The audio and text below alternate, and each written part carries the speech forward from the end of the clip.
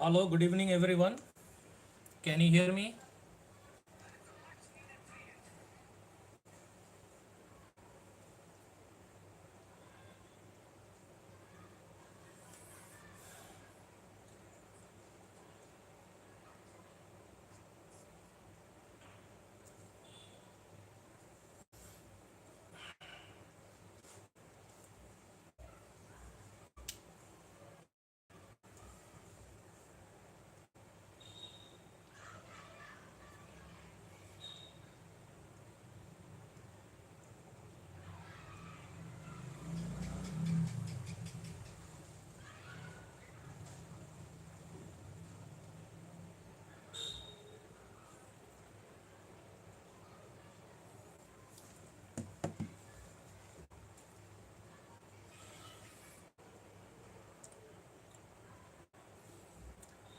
Good evening everyone. Can you hear me? Please confirm whether am I audible or not.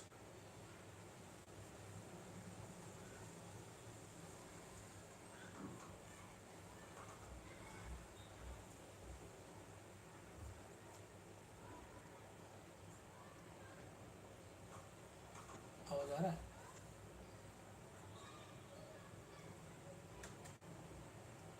Am I audible?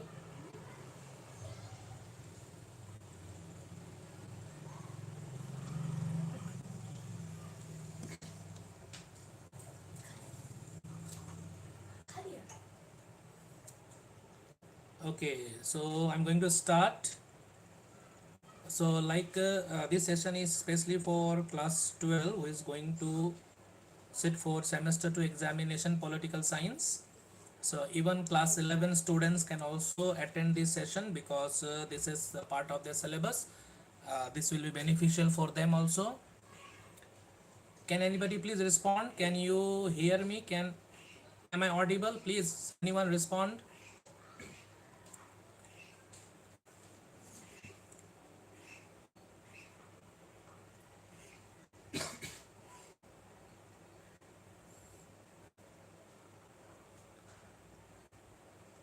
Okay, thank you very much. Okay, am I? Okay, I'm audible. Okay, Sohini Sarkar, welcome. Okay, Rosni Khatun. Okay. Thank you very much for joining this session. So this session is going to be very short, and I'm going to discuss over here, as you have gone through the thumbnail also, that I'll be discussing on the constitution of our country, the preamble.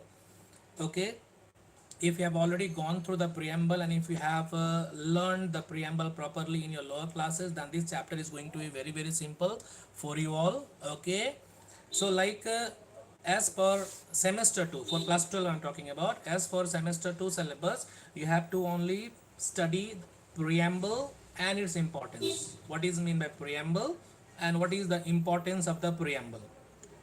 Okay, that means the meaning of the keywords. Some of the keywords are there.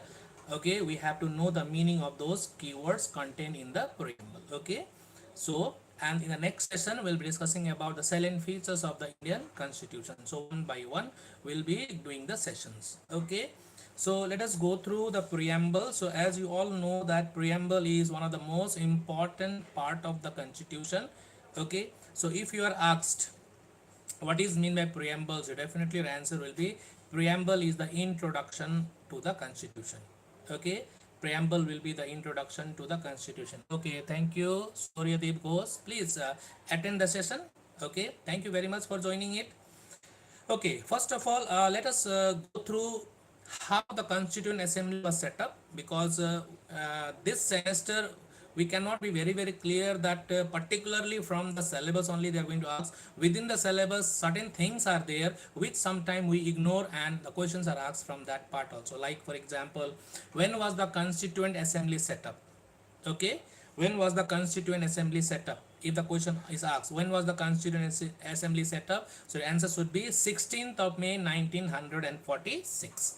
16th of May 1946, under the cabinet mission proposal, Constituent Assembly was set up. Constituent Assembly is the body which framed the constitution of our country.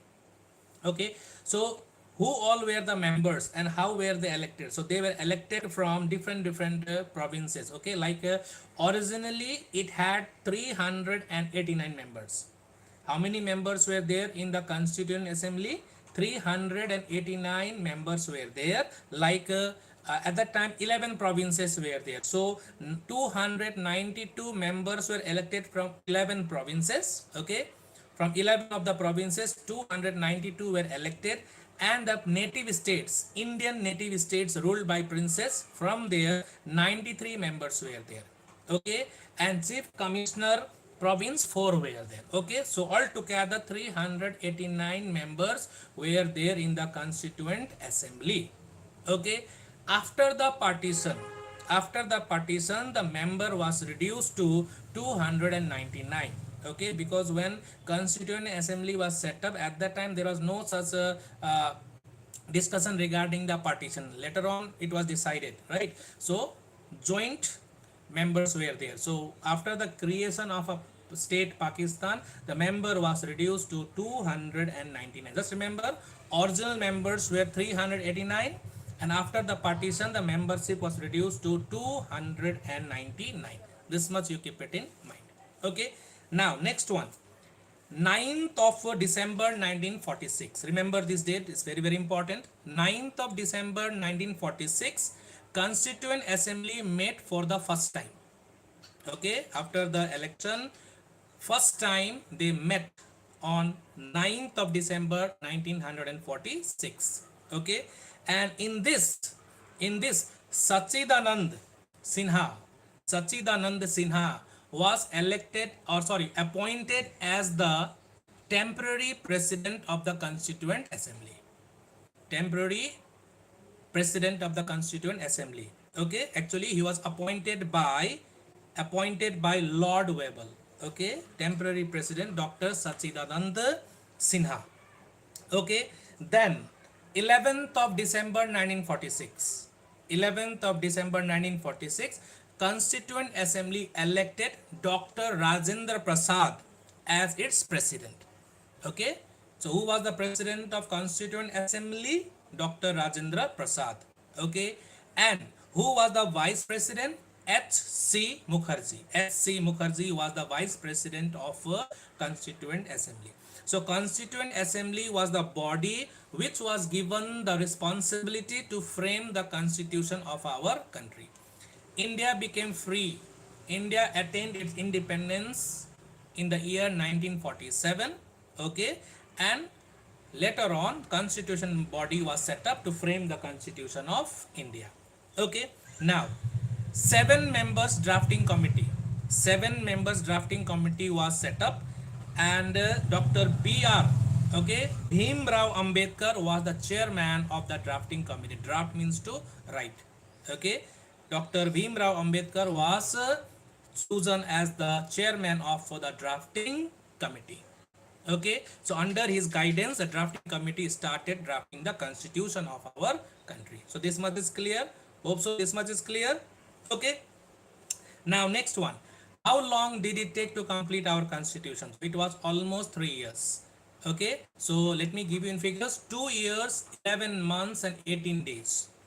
2 years 11 months 18 days. Okay, so within this time frame our constitution was ready. Okay, now two important things. Date of adoption. When was our constitution adopted? Like you have come through the preamble, right? This 26th day of November, do hereby adopt, enact and give to ourselves this constitution. Once again, this 26th November 1949, do hereby adopt, enact and give to ourselves this constitution. So that was the date.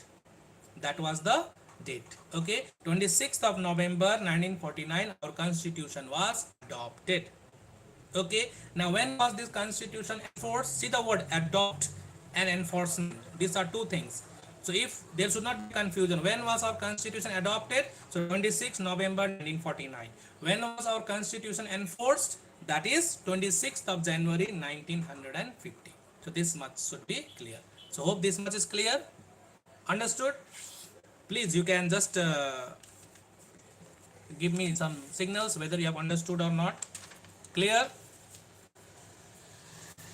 Okay.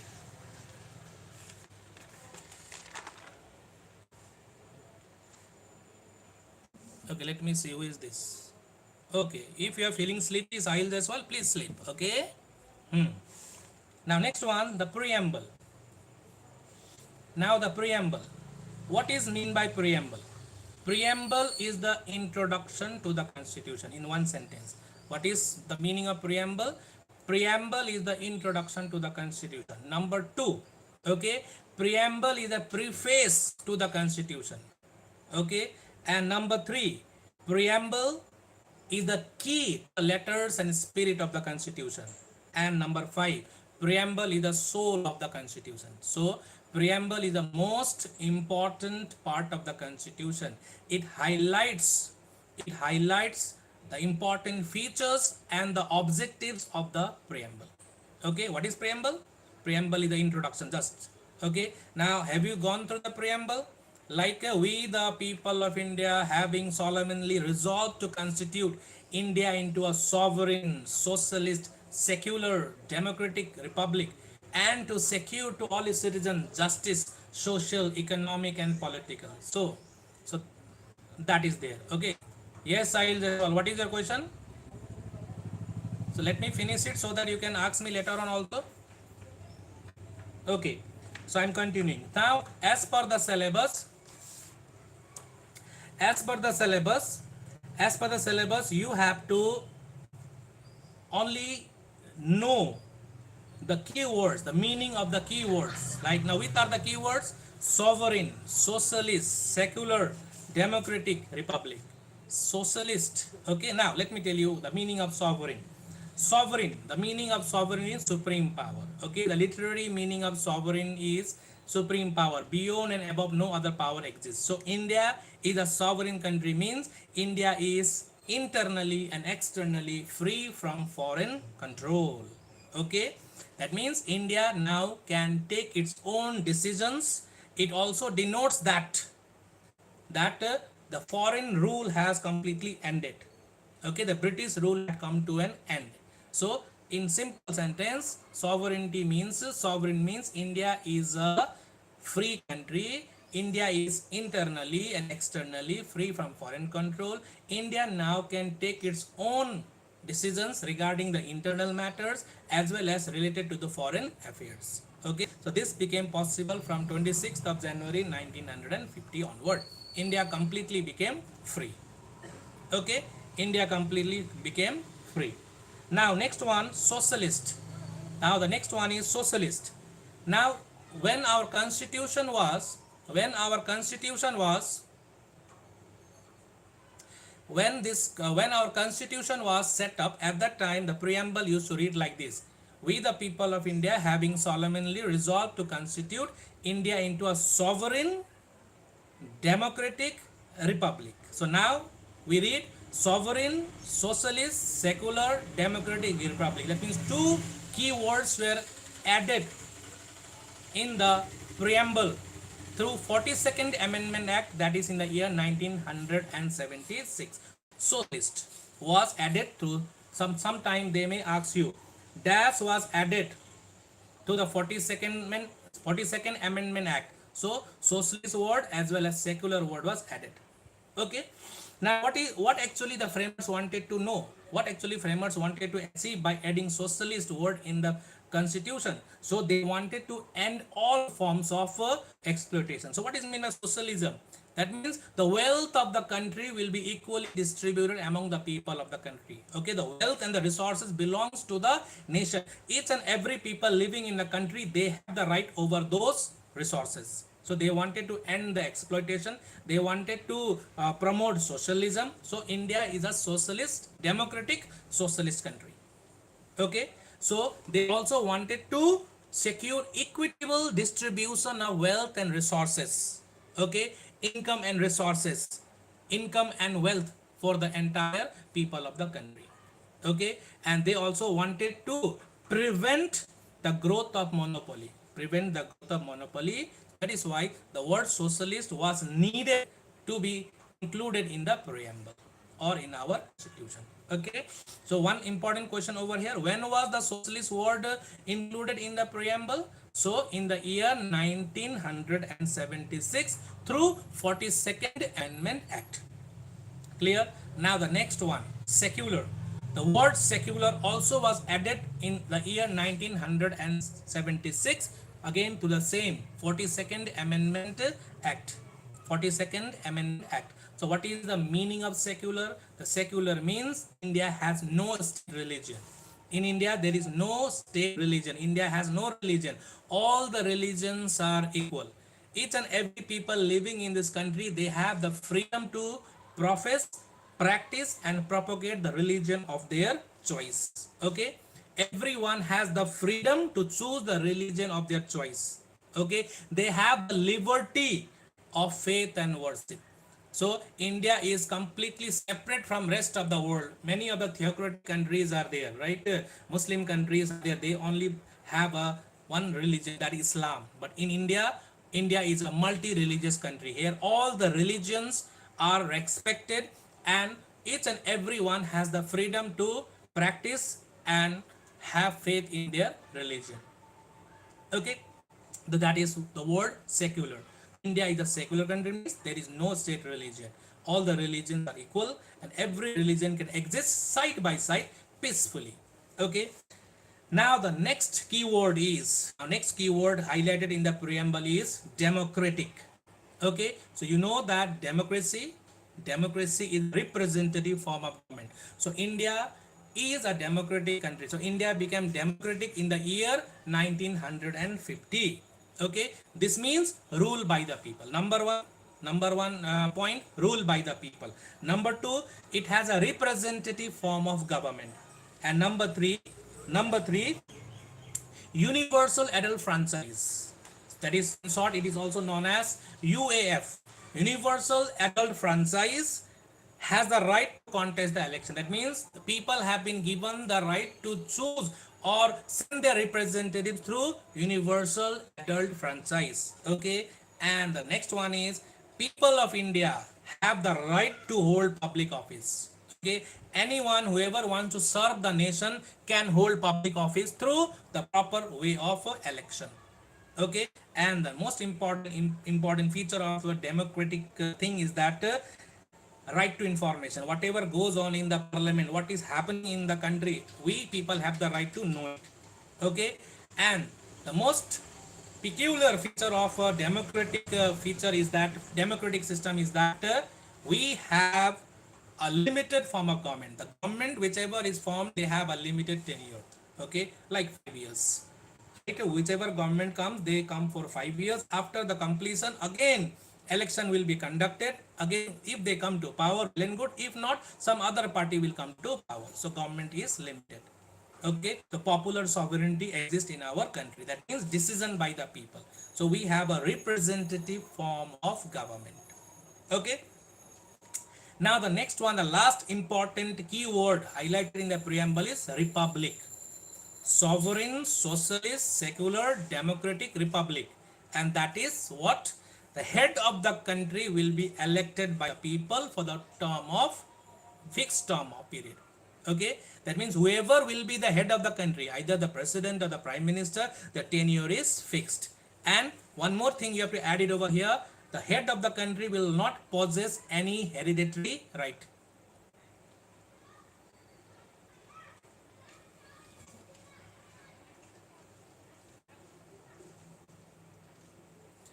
Yes, so you have to do till the salient features. So first of all, the first part we are discussing. Okay, so Anurit call, we are discussing right now the keywords, the meaning of the keywords of the preamble. Okay, in the next session we'll discuss about all the salient features one by one. Okay, today please let us all focus on the preamble. In the next session, one by one, I'll do all the sessions and I'll cover up all the chapters. Okay, now the last one is the republic. Republic, that means, you see, Britain also, in Britain also democratic form of government is there, but Britain, there they possess a hereditary right. After the king, his son will become the head But in India, whoever is the head, nominal head, must be elected by the people. Suppose the president is there. After the president, his son cannot become the president. If his son is interested, he has to follow the democratic procedure to become the president through elections. So in India, there is no hereditary system. That means, in single word, republic means India is a republic country in which the head of the country is elected for the fixed term and does not possess hereditary powers. Hereditary powers is not there. Okay, this is all about. So India became republic in the year 1950. India became independent in the year 1947 and republic in the year 1950. So these are the 5 important keywords of the preamble. Okay, now other keywords are there. Okay, those are the objectives. The objectives of the preamble. Now the first, like when we read, no, we the people of India having solemnly resolved to constitute India into a sovereign, socialist, secular, democratic republic and to secure to all its citizens. Now onward. And to secure to all its citizens. Number 1, justice. Justice, social, economic and political. So all these are written in the preamble. Now what is meant by social justice? What is meant by economic justice? What is meant by political justice? So that means social justice means there should not be any discrimination against people's income in the society on the basis of caste, religion, place of birth. All this should not be there. Next one, economic justice. Economic justice, no discrimination on the basis of income. You are rich, I am poor, discrimination should not be there. And third one is political justice. What is that? Fair opportunity to the people for the participation in the political process. You want to contest election, nobody can stop you. First of all, everyone has been given the right to vote. So it is not only that we only have the right to vote. If you want to contest election, you can. If you want to hold public office, you can. There are certain procedures. So nobody can be deprived on the basis of caste, religion and place of birth. Okay. Now next one is liberty. Liberty of thought, expression, belief, faith and words. Liberty means freedom. As you all know that we have been given the fundamental right, and all these are included in our fundamental right. We have the liberty to think, we have the liberty to express, we have the liberty to have faith and belief in the religion of our choice, and you know that all this liberty we have been given through the fundamental right, which is enshrined in part 3 of our constitution. Okay, now the next one, equality of status and to promote among them all. So we all are equal in the eyes of law. In the society we are to be treated equally. Okay, so there should not be any discrimination on the ground of, I told you, that means the place of birth, religion, color, nothing, no discrimination. Okay, in the eyes of law also we all are equal. In the eyes of God also we all are equal. Okay, and equality of opportunity. Whenever there will be opportunity, everybody has the right to avail those opportunities. Suppose for example there is a vacancy, so you can also apply, I can also apply. So people will be selected on the basis of their merits, but you got the opportunity. Okay, so nobody can be deprived of any opportunity so that they may have a negative sense against a system. Okay, and last one is fraternity. Fraternity, brotherhood. Let us live together. We live in different parts of the country, from north to south, from east to west. India as a whole is a big country. All the people in this country must be united. Okay, we must live in dignity. That means each and every individual's dignity is also important. Okay, so there should be the spiritual and psychological unity. Though you may not know me, I may not know you, okay, but we have a psychological unity that we all are one. We belong to this country, India. India is my country. Okay, and that psychological unity will make a strong bond of unity and integrity of our nation. So this will help us to protect our country from the foreign aggression. Okay, so this is all about fraternity. Literary meaning fraternity means brotherhood. Okay, so this is all. Now, importance of the preamble. What is the importance of the preamble? That is asked in the syllabus also. Like you might be asked for 2 marks. Okay, for the semester students, you might be asked for 2 marks. Mention any 2 important features of the importance of the preamble. Mention 2 importance of the preamble. So you can easily write, preamble highlights the most important feature of our country, feature of our constitution. Okay, important features of our constitution. Okay, it contains the ideals, those ideals that the constitution seeks to achieve. What actually the constitution seeks to achieve, like secure justice, social, economic, political, liberty, equality. These are the objectives of the preamble. What they wanted to achieve, that is highlighted in the preamble. Okay, and it also gives direction and purpose to the constitution. What is the direction, what is the objective, what should be the purpose of the constitution? Okay, so this is all about the importance of the preamble. Any two important things you can keep it in mind. So preamble is also over and its importance is also over. Okay, meaning of the keywords also I explained you. All the keywords I have explained you. Okay, now some of the important things which is not mentioned in the book, like in 9, know that preamble is the most important part of our constitution. If you are listening to me till now, please have patience and let us spare a little bit of time to finish this. Like in 1960, in the year 1960, Re Beruberi, okay, Biroribe, okay, so Biruberi union case, which was brought in the Supreme Court, held that preamble is not the part of the constitution. Preamble, it was held that preamble is not the part of the constitution. Beruberi case, that was in the year 1960. 1960, Beruberi case, okay, which was brought in the Supreme Court, that means gave a verdict that preamble is not the part of the constitution. Okay, that was there. But again in the year 1973, the famous case, Kesavananda Bharti case, which was versus Kesavananda Bharti case versus the state of Kerala. Okay, so there again Supreme Court held that preamble is the part of the constitution. Okay, earlier it was said that preamble is not the part of the constitution. Now in 1973, Kesavananda Bharti case versus state of Kerala case, it was again reclaimed that preamble is the part of the constitution. Okay, so these are some of the things which might be asked in your exam. Now I have prepared a small fill in the blanks and true and false for the you can go through it, like dash year is related to Beruberi case. Dash year is related to Beruberi case. So just now I told, can anybody reclaim? Can anybody remember what I said? Dash year is related to Beruberi case. The year I mentioned, can anybody tell me?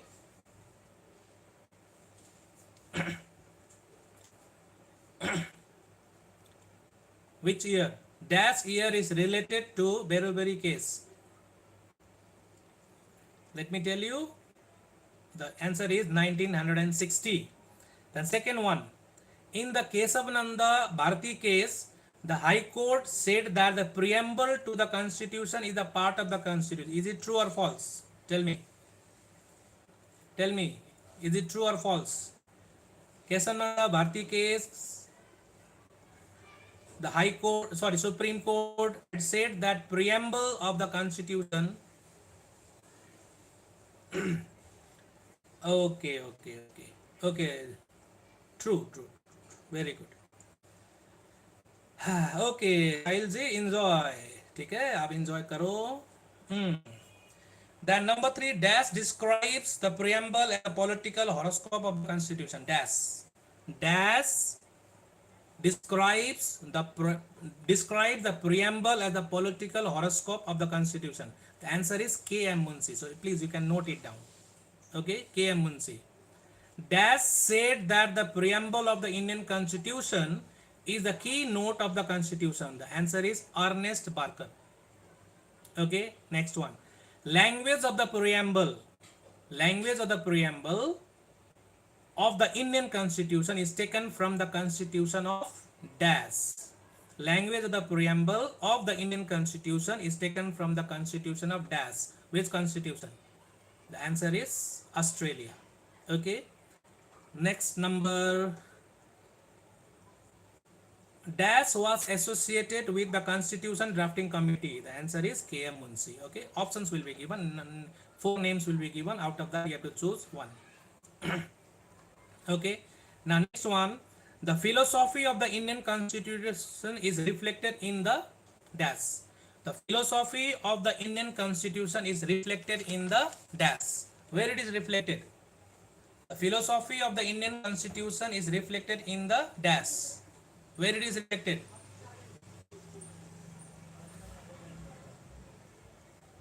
Where it is reflected? The answer is the preamble. The philosophy of the Indian Constitution is reflected in the preamble. So these are some of the questions which might be asked. So we have already done the preamble and its importance, meaning of the keywords I explained you. Okay, all those 5 important keywords I explained. Okay, now let me see what all you have commented.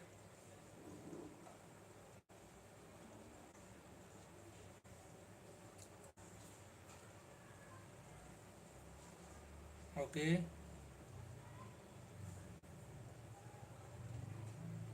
Okay. So anything? So as this chapter is very easy, so I know many students did not join, no problem. You already have done this. You already have prepared it. So anything you want to ask, whoever are left, you can ask me anything, or else I am going to end this session.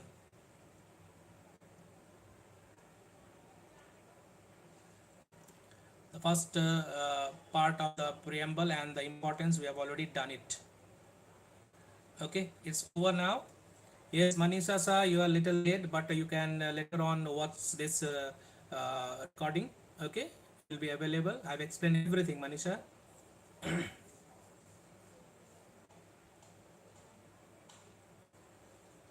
Okay.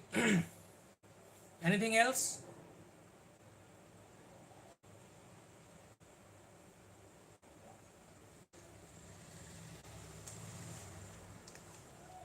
When was our constitution adopted? In which year? When was our constitution adopted? Can you mention the year? When was our constitution adopted?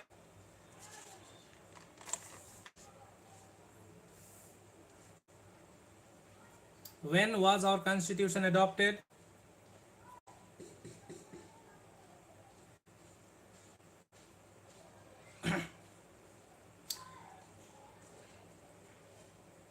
When was our constitution adopted?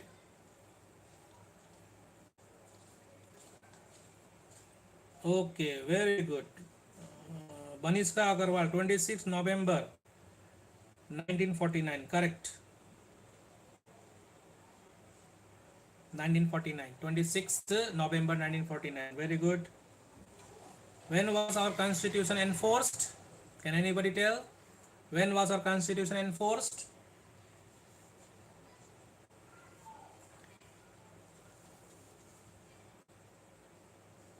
When was our constitution enforced?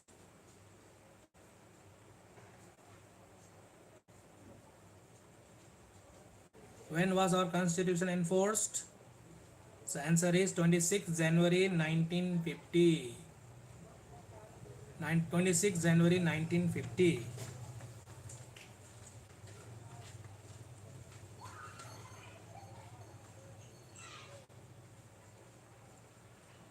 Okay, so you all are very good in political science, so I don't think it's wise for me to waste your time. Please continue your studies, do your self studies, there should not be any problem. Please go through your studies, prepare it. Okay, and in the next session we'll definitely discuss about some of the other topics.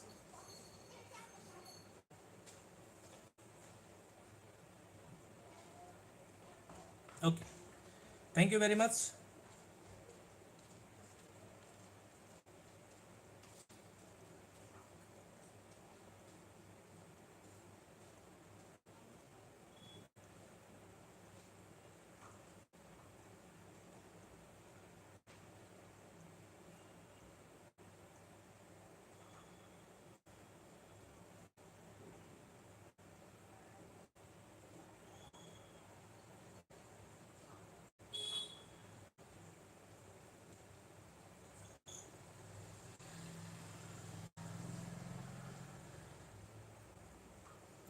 Okay, all the best for exam. Take care, stay safe. Bye bye. इसको कर दूं okay